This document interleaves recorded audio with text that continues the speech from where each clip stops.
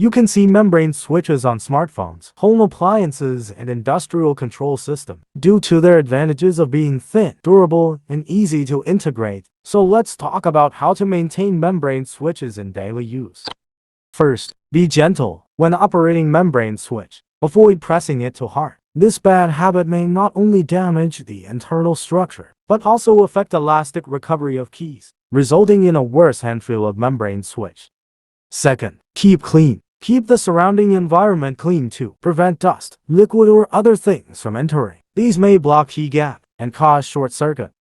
Third, control temperature and humidity. Membrane switches have usage requirements for ambient temperature. Too high or too low temperature will affect the performance and service life. Excessive humidity may also have an adverse effect on membrane switch. For example, the conductive layer can get damp and the insulation performance decreases. Fourth, static electricity protection. Static electricity damages things inside membrane switch. When installing and operating membrane switch, you should take measures for static electricity protection.